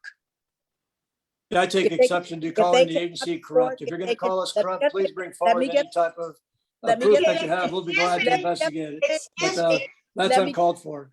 Let Okay. me get finished. Ms. Walker, you're muted. So in close, I would like to simply say this, that it's one thing to talk about what is in place. It's another thing to talk about whether or not it is working. That's all I'm saying. And in order to find whether or not it's working, you've got to bring the community in to let them tell you what their experience has been. So Sheriff Oversight Committee, yes, I welcome it because we need it. Thank you. Thank you. Thank you. All right, this might be your last question from me, but well, hold on. This goes to Mr. Ahern. The doctrine of qualified immunity has shielded officers from civil liability in hundreds of cases, even when accused of destroying property, killing innocent people they mistook for suspects, or stealing thousands of dollars. Please explain your understanding of qualified immunity and your position on the doctrine. Mr. Ahern. Qualified immunity is very important for law enforcement, just like it's important for our judges and other people involved in the justice system. So recently, in the last 10 years, we've seen a 60% reduction in people applying for law enforcement. If you remove qualified immunity, fewer people are going to enter in law enforcement, and those in law enforcement may decide to retire and leave immediately.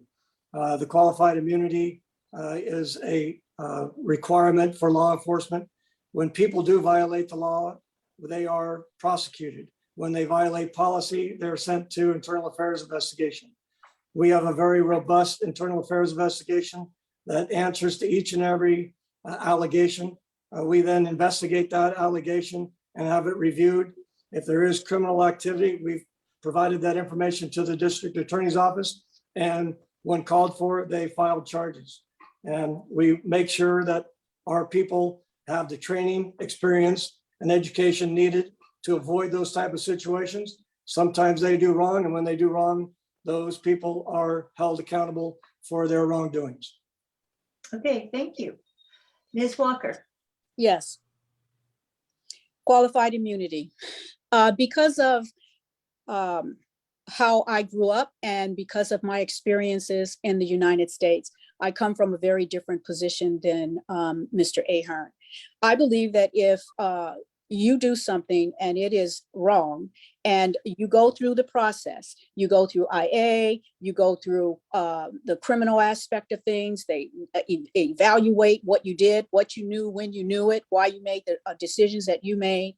And if they come up with the fact that you did something that's wrong, and then they don't take action, they, meaning those supervisors, do not take action and make sure that you are held accountable for what you did, we might want to visit qualified immunity, because you cannot hide behind the fact that you're a law enforcement officer and you did something that's wrong and you shouldn't be held accountable for it. We're telling the community that when you go out and use a gun and you kill someone or you injure someone because of whatever you're thinking, you're held accountable and you're going to go to prison for it. And you mean to tell me that we're having a different standard for police officers who are humans, just like everybody else? I don't get that. I don't understand that. So I'm not saying that we're going out and we are doing a witch hunt on officers. That is not what I'm saying. I am saying that we all know that there are some people who are in law enforcement who really should not be law enforcement officers. 30 seconds. We know.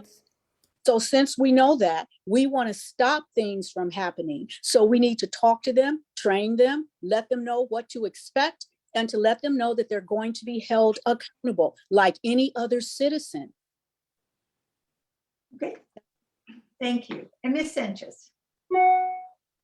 Yes, so qualified immunity is something that it does protect officers when they take action while they are in the performance of their duties. Qualified immunity, definitely, it's something that the agency has a responsibility to make sure that we are training our staff appropriately. And so the agency has a responsibility in that, but there is that potential for staff members to act on their own.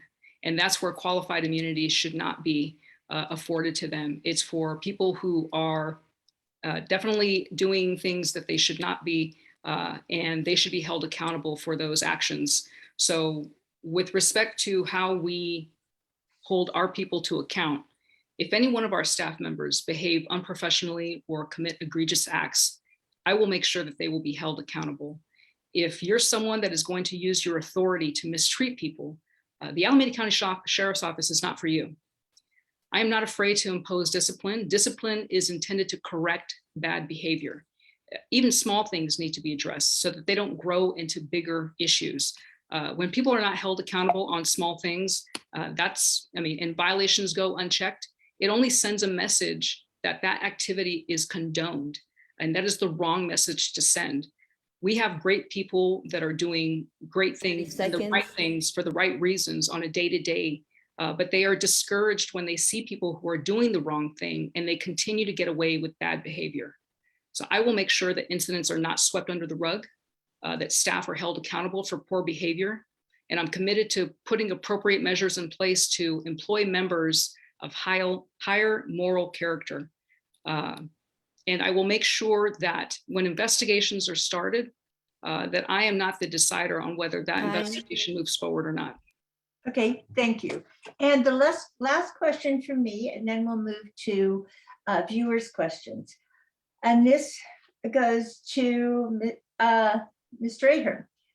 What measures do you propose to detect and counteract racist and radical behavior in the Sheriff's Department? Well, we have a policy in place that's underneath the cardinal sins that we don't accept any type of racial activity. We face termination for any positive outcome of an internal investigation that shows racist activity, as well as anyone that is found to be untruthful in their line of work. So we take it very seriously, and we make sure that we have training. We've recently gone to a training for all of our staff to make sure they're aware of it. There is a new law where we're now recording our stops and recording those for the REP Act.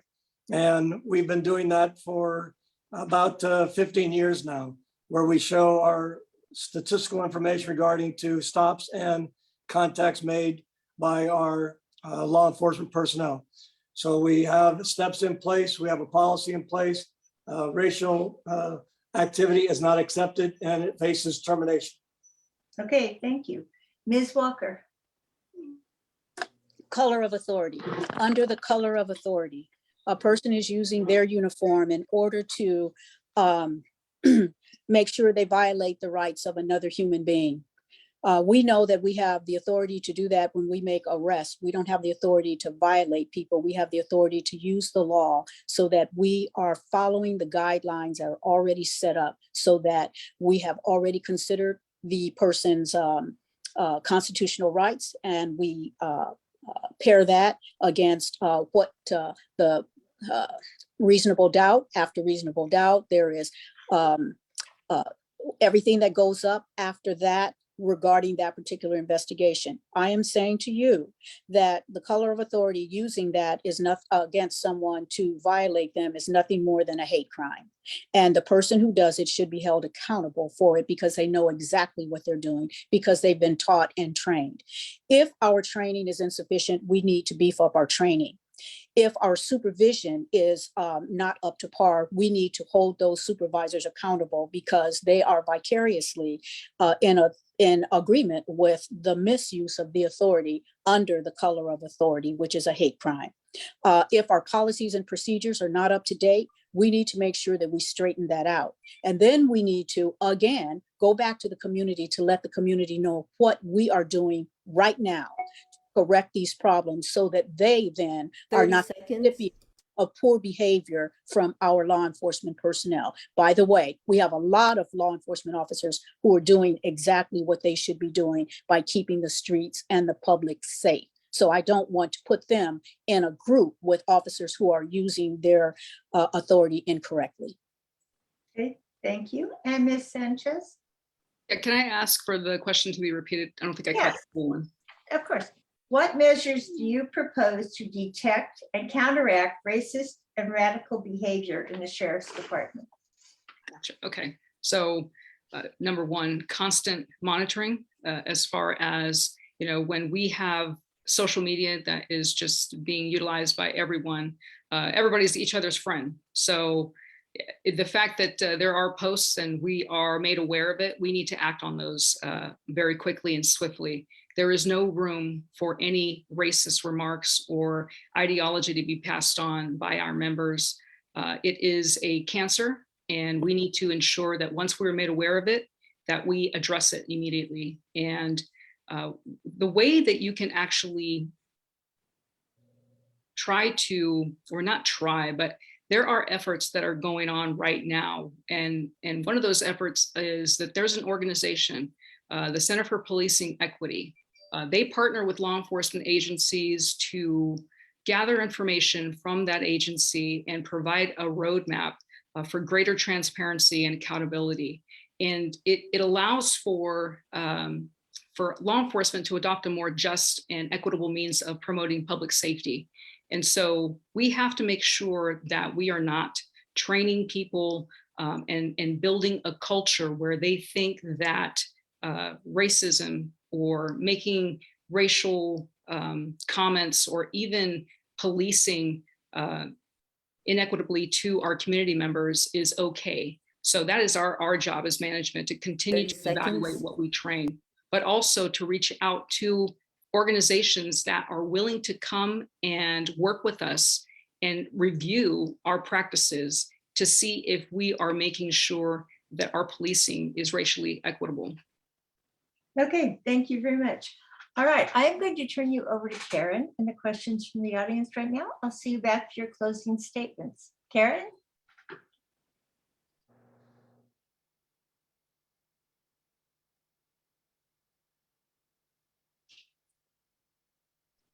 Karen, you're muted. I'm trying to unmute myself. Thank you.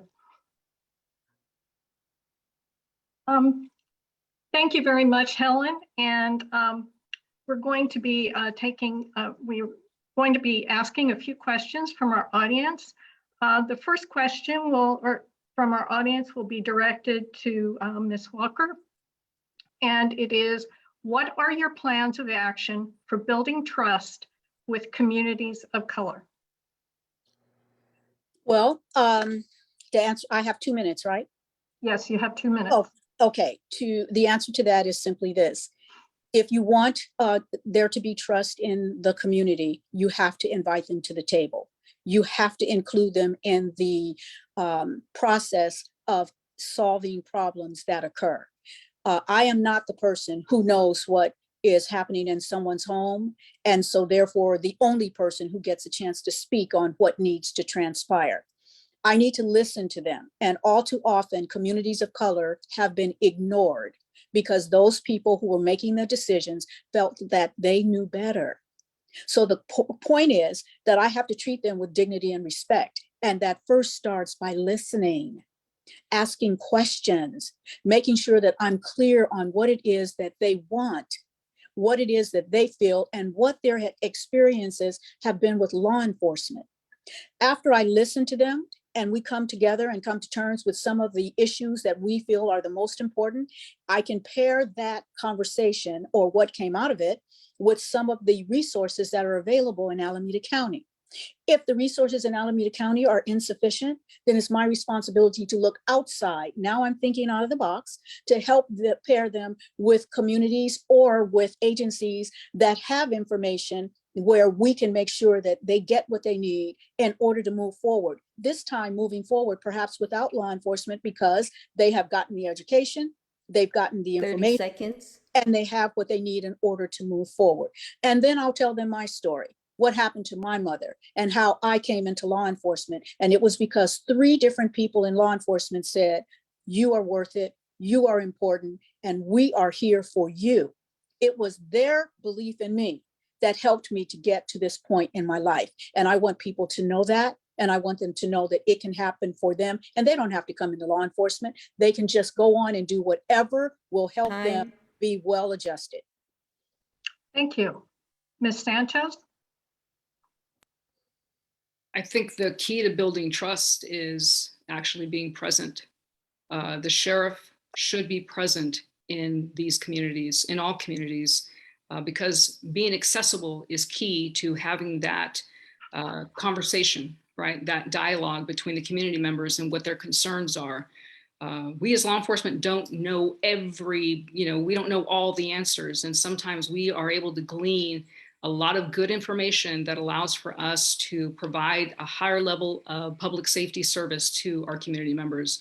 So presence is an absolute important ability to go out there and not so much invite people to the table, but to go out into the community is really what is necessary to see the environment that people are living in and how do we best serve them, because we need to tailor how we address crimes that occur in certain communities the way that our community members are expecting. So you have to have that conversation, and some of those conversations are uncomfortable. And when we hear from our community members that we maybe fell short in one interaction, we can't be defensive, and we have to be able to take the good and the positive compliments with the bad, because we have to address and acknowledge that sometimes our folks do make mistakes, but we need to address that. We need to get better. 30 So seconds. we have a lot of great members in the agency who are out there communicating with our community members. We have a community policing unit that I envision will grow because we need to incorporate community engagement throughout our agency, not just with the small select group, but throughout our agency. And there's a lot of great agency members that are ready for this. Thank you. Mr. Ahern? Yes, not only do we invite the community to the table, my staff and I actually go to their table and have dinner and food and beverages with them. We've addressed the 5 major issues involving problems in the community concerning poverty, education, unemployment, health, and the environment. We address those things through our Deputy Sheriff's Activities League. I created a Youth and Family Services Bureau where we can try to stop the cycle of violence, the cycle of recidivism, and the abuse of substance abuses. Our DSAL unit this year has provided over 500,000 pounds of food to the people in our community who are suffering. The community of trust, those people who are of Hispanic race. We have a Spanish speaking academy that we've held for a number of years so that they can address their concerns with us. We have a program where we work with our out of custody inmates so they can have a job once they get out through our Dig Deep Farms program. We're going to be acquiring over 50 acres in the southern part of Hayward, Fremont area for Ardenwood gardening to give people jobs. We already have acquired land over in Union City off of Mission Boulevard for farming to expand our Dig Deep program. 30 seconds. We have worked with our community at the REACH program where over 200 young adults come into our center each and every day. So we have a program for our cadets where they can continue on with their education while they are employed with the sheriff's office. And all of these individuals are coming from challenged areas where their income may be as low as $19,000 per Time. capita per person. So we understand the issue of poverty and unemployment, and we're working to build trust with those communities. Thank you very much. The next question will be going to Ms. Sanchez first. Governor Newsom just announced $255 million in grants for local law enforcement over the next 3 years to increase pressure at retail locations and combat organized retail crime, so Californians and small businesses can feel safe. As Alameda County Sheriff, how would you allocate these funds to address this issue in our county? Absolutely. So what a wonderful effort by the governor to allow for funding to address what we've seen occur over the holidays as far as the smash and grab caravans involving hundreds of people at one time. So social media allows for that message to get pushed out. And we obviously saw the circumstances surrounding that. So it's a team effort. I've I've said this before, and it is something that I encompass as far as my vision for the sheriff's office, to collaborate with our city agencies and share the resources that we're able to have so that we can focus. The more people you have focus on the problem, the better result that you will have. And it's going to take that teamwork to be able to address and put these folks and identify these folks and take them into custody. But also, here we are, we have property crimes that are not being addressed. So people commit crimes that are less than, $1,000, and they're not being held accountable for them. They're kicked right out of jail.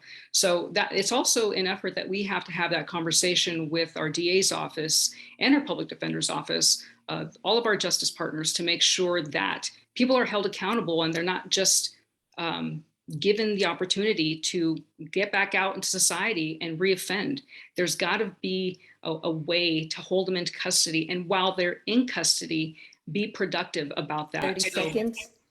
In custody, we need to offer vocational programs that will be career-based, and this will stop this constant occurrence of crime, and especially petty crime, that continues to surface in the jail. Not just basic skills. We need skills that will put people on a career path, and that's what we're lacking right now, and that's the gap I want to fill and will fill. Thank you very much. Mr. Ahern? Yeah, thank you. Retail theft has been a problem for a number of years. I sit on the board of directors for the California State Sheriff's Association, and we met with the governor's office and discussed the issues regarding reduction of penalties for petty theft and crimes.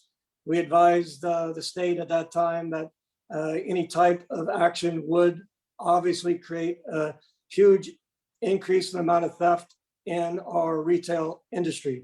The retail industry is in support of law enforcement, and we're trying our best to reduce that. As the member of the regional area for our task force that we're putting together to address these type of caravan type crimes and the work that they do on the smash and grabs, we've worked with our agencies to find and identify who the specific players are, what type of vehicles they're using, and where in fact they're transporting those stolen goods. We've tracked some of those stolen goods as far away as Arizona and effected arrests for the individuals involved. So we have to work together as a region to make sure we know who the players are that are committing these crimes. We have to then go and apprehend them and try to recover the items of which they've stolen. We want to make sure that the people doing these crimes are held accountable for those crimes and are answered to that in the courts, and let the judges decide on their level of punishment for their acts. Thank you. Ms. Walker? Yes, $255 million, that fund from the Governor Newsom was great. I do know that we can't do anything. We're not going to be able to move forward. We're not going to be able to solve any problems unless we have some type of communication and relationship with the community. And it's got to be before things happen. Now we're behind because this has already happened. Everybody's talking about it, and people are now trying to figure out what they need to do. Yes, we need to share resources. That money needs to be used wisely. We need to still keep our hands right in the communities. And I'm talking about education in the elementary school, junior high schools, high schools. We need to be there. We need to talk. We need to listen. We need to hear what the kids are telling us. We need to talk with the business community. They have already spoken. They feel very afraid, and they want to ID these violators, and they want someone to be held accountable. So what does that mean? For law enforcement, it means that we're going to have to collaborate. We're going to have to come together, the DA, the sheriff's department, the police the department, and the public defender. Education is important, but also before someone is arrested, and then while they're in custody. Smash and grabs, of course, who they are, the vehicles, the transport of goods, the use of technology such as social media, so we can find out where these items are ending up. Are they for sale? Where are these people going? What are they doing? How can we apprehend them? And then how can we recover the property so that the business owners 30 seconds. out loudly? So what am I saying in a nutshell is what I've been saying from the very beginning. We've got to talk to people. We've got to collaborate. We've got to figure out ways where we can solve these problems, but it's not going to be police only. It's going to be an entire community effort. That takes a relationship, and the sheriff's department can be a part of that. Thank you. Thank you very much. The next question will be directed to Mr. Ahern first. The unincorporated area of Alameda County is an urban area with over 140,000 people. They do not have a directly accountable city police force, so they depend on Alameda County Sheriff for local law enforcement. With this in mind, will you deploy deputies and staff directly in the unincorporated area than in those areas with a city police force? Can you explain your view of the Alameda County Sheriff Department's role in community policing? Okay, double question. Community policing, we are one of the only law enforcement entities in Alameda County that have continued on with our community policing unit. Others have reduced their services and have no longer employed those deputies to that. We also have the crime prevention unit. We are one of the only agencies that still continue on with crime prevention. And those entities in our agency try to go out and first prevent any type of criminal activity from occurring. As far as the unincorporated area that's serving the 140,000 people in the community, we have a full law enforcement entity at the Eden Township substation that works as a division for their own law enforcement. So they provide every law enforcement service that a city police department would do in the municipality. All of that has been done through the leadership of Commander Colby Steza, who acts as the chief of police for that entity.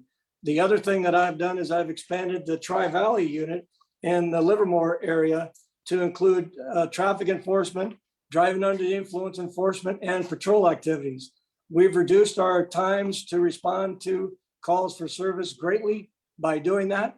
That station is located at the San Rita Jail, and the units are then deployed from that area. Their in-service activity 30 covers seconds. the entire Tri-Valley, and they're very grateful for the service that they provide to our community out here in the Valley. Thank you very much. Ms. Walker? Would you repeat the question, please? Yes. The unincorporated area of Alameda County is an urban area with over 140,000 people. They do not have a directly accountable city police force, so depend on Alameda County Sheriff for local law enforcement.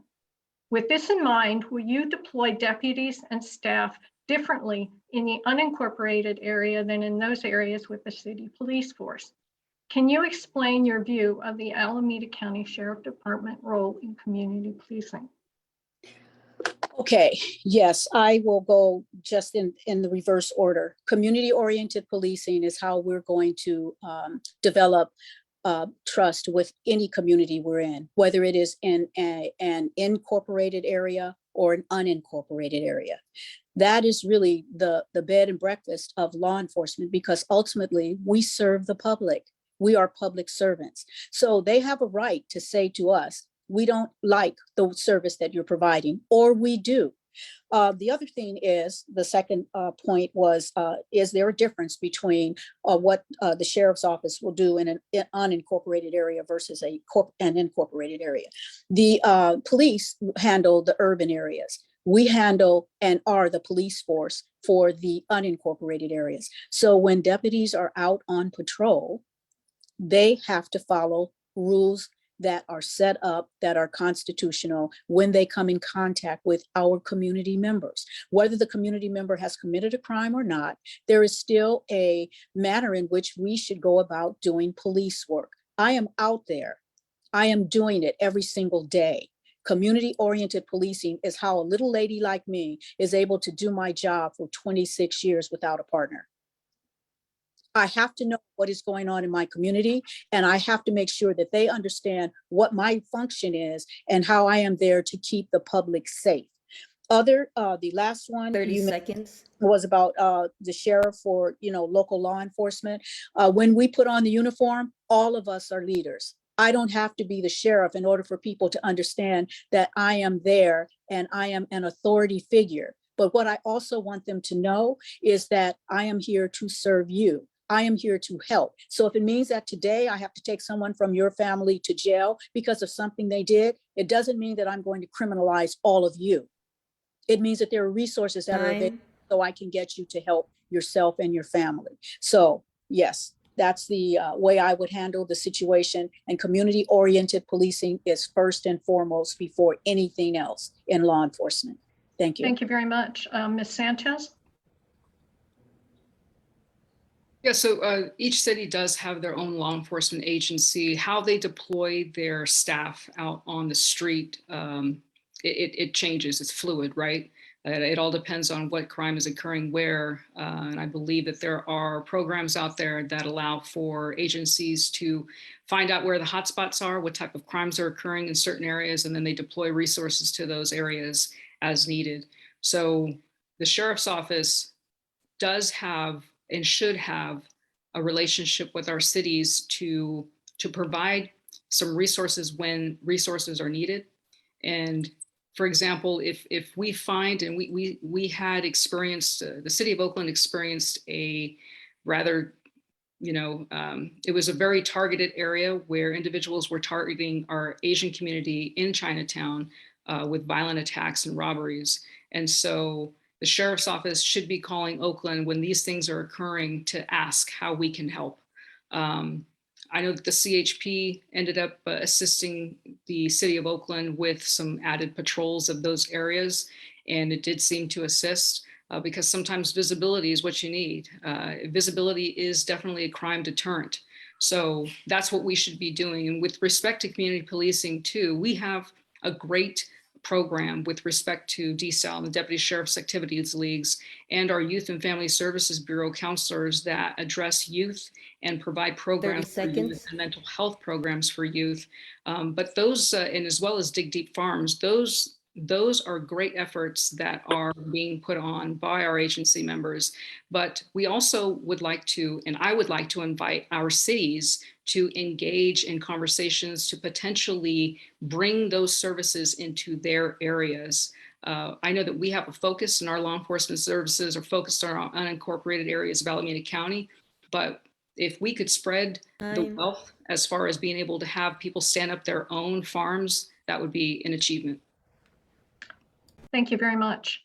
This will be our final question from our audience, and it will be directed to Ms. Walker. And it is, describe a situation during the performance of your job that you would handle differently if faced again. Something that happened on my job that I would handle differently. If faced again. Well, I want to share with you that everything that I have done has been based on community-oriented policing.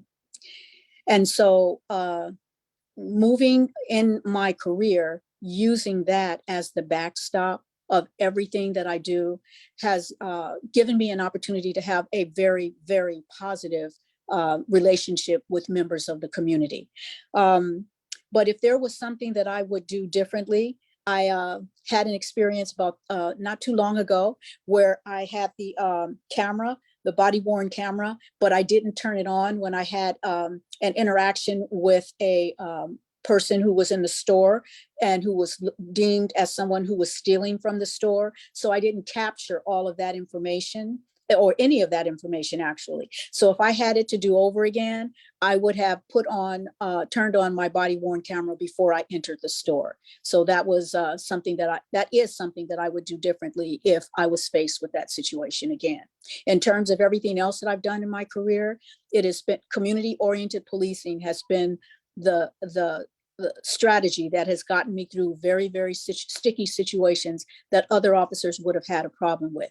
And one that I can share with you is two people were out. We got a call about them. 30 seconds.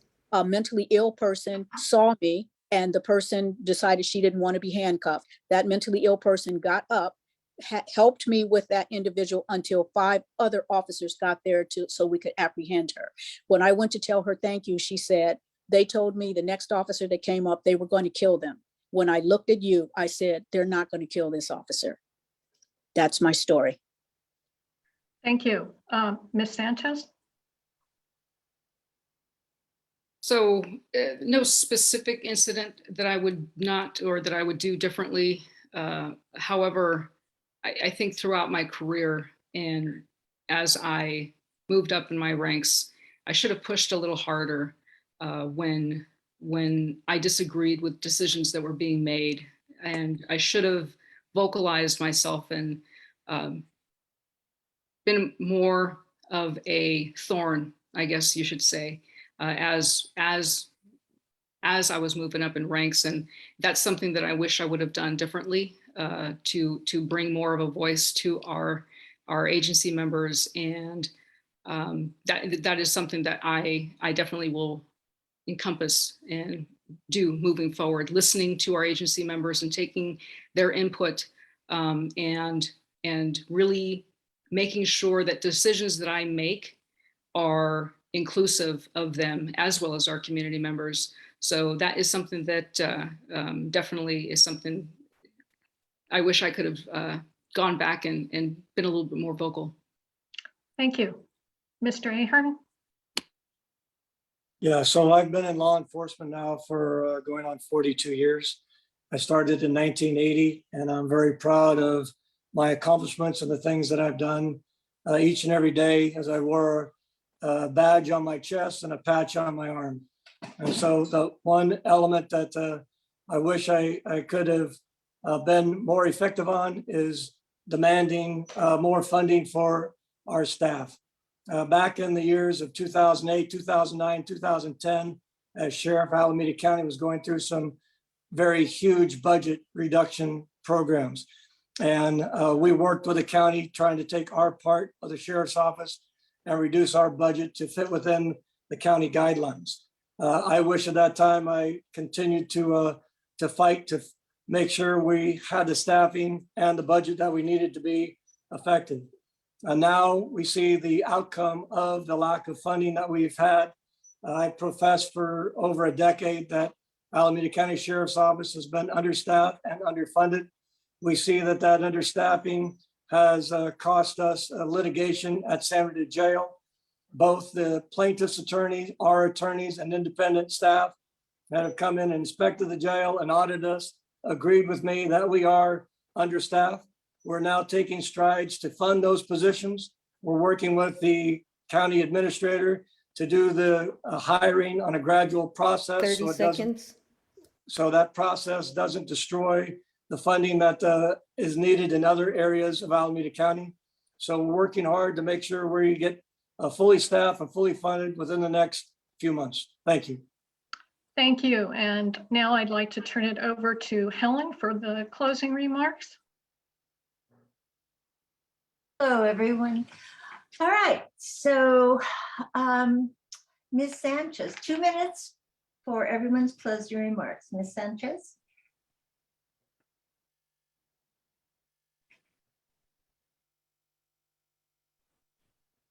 Ms. Sanchez, can you start with your closing remarks? I'm sorry, I apologize for that. So first off, I want to thank the group again for allowing for this forum. I said earlier that I needed more of a voice, and so I hear, and I hope you hear my voice now, because you will continue to hear it. On my drive and running for sheriff is to provide a fair, equitable level of service to the community. And as sheriff, I'm committed to establishing strong collaborative relationships with our community, our city and justice partners, working with our cities and county partners to pull together a team effort in addressing the wave of gun violence that we are all being impacted by, ceasing communication with ICE unless there is a criminal warrant signed by a magistrate, reviewing and making changes to our current internal affairs process to ensure a fair process, and reviewing current hiring practices to ensure that we are identifying and attracting a diverse representation of our community. I want to reshape, and I am working on reshaping our jail by providing our incarcerated with an access to a higher level of education, life skills, and employment services that are more robust. I will open up the books on our budget to show that we are being fiscally responsible. I want to point out that this is not a decision that was very easy for me to make. This is an enormous risk as an internal candidate running against an incumbent who has never been opposed. This is a massive effort. It will require your support. And I ask you to join me in bringing change to the office. I have taken this risk for the Alameda County residents. I have heard your concerns, and I have answered your call for change. I am asking you to 30 stay with seconds. me. Together we can do this. And I ask you to keep this momentum going. I've earned the endorsements of Berkeley Mayor Adeguin, Berkeley Councilmember Taplin, Oakland Councilmember Gallo, Oakland Councilmember Kalb, Hayward Councilman Zermenio, and most recently, of course, Oakland Mayor Libby Schaaf. If you want to continue to see the status quo, vote for the status quo. If you want to see a stronger, collaborative Alameda County, vote for me.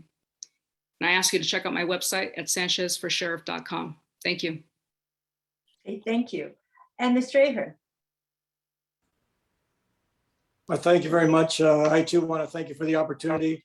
As you can see, I'm very passionate about what I do, and I try to make a difference and a change each and every day I go to work.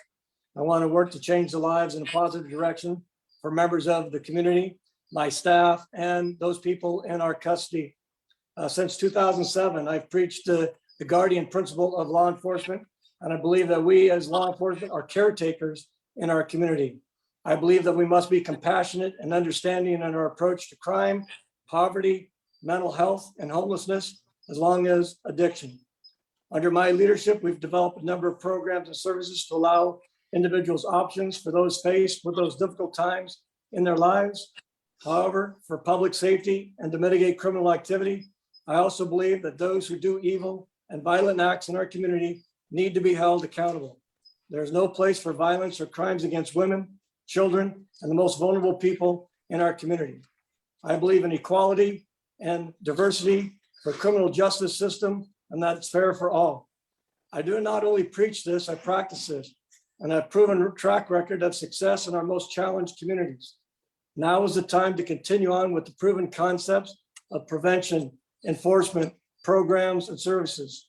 This is my vision for safer communities that had proven crime prevention techniques which partner with fair law enforcement and investing in our communities. We need to continue to look at proven evidence-based reforms Seconds. to promote community trust, transparency, accountability, and fairness to all. I currently manage a $523 million budget, of which we've now been able to exceed $160 million in revenue to cut the net county cost. I'm committed to meeting the federal oversight at San Rita Jail and look forward to working with the Sheriff's Oversight Committee in hopes to further improve our outstanding work we do for this agency. To validate my work, we have now 7 accreditations that Time. include law enforcement services and the other elements of our agency. So please, if you have time, visit ahernforsheriff.com. I hope to get your support and we make sure we have a great future the next 4 years. Thank you. Thank you. And Ms. Walker. Yes, can you hear me okay? We can hear you, we cannot see you.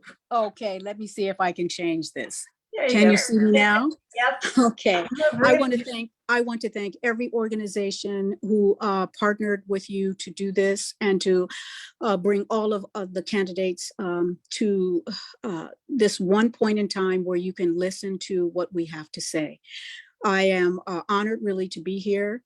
I want you to know that one of the things that some of the things that I plan to do are to bring balanced leadership and legitimacy to the position of the Alameda County Sheriff's Office, to protect immigrant communities, to improve inmate services at Santa Rita Jail, to establish working relationships with leaders and identify segments of the community, because it is the community who supports us that helps us to do our job better, to apply 21st century policing strategies to reduce inmate fatalities, to establish systems that promote diversity at all levels of the Sheriff's Department, Improve training regarding use of force in mentally ill or emotionally disturbed populations, and to invest in technologies that improve operational capability and effectiveness. I hear a lot of people who use the word, we want diversity, we want to change things. But my real personal feeling is that if you're already doing it, you don't have to use those words, because all I have to do is look around. And if I don't see anyone who looks like me or who looks different from me, then you're not talking about true diversity. You're talking about what makes you feel comfortable. It takes all of us to make this 30 happen. seconds. It takes all of us to ensure public safety. And sometimes a person who has a different opinion than I do may be the best person to go to with some of the possibilities for change in the future. If you want true change, you need to vote for Joanne Walker. My website is Joanne Walker, 4, sheriff.com. It's Joanne Walker, 4, sheriff.com. If you want things to remain the same, you now have a choice, because this is the first time in 35 years that the residents of Alameda County actually get an opportunity to choose the sheriff or the person they want to represent them as the sheriff. And again, I thank you very much. Thank you. Sure. All right. Thank you all for attending. If you want more information on how to find the video of this, you can see it in the chat. Also, the address for our DA forum that we had in November. We hope you leave with a greater appreciation of the responsibilities of the Alameda County Sheriff and more information about each candidate. We would especially like to thank the candidates for their participation. Hope to see you, most of you, in our February general meeting. Take care out there, be safe, and thank you very much for participating. All right, thank you very much. You're very Appreciate the welcome. time. Bye-bye. Thanks, everyone. Thank you. Bye-bye. Thank Bye-bye. you.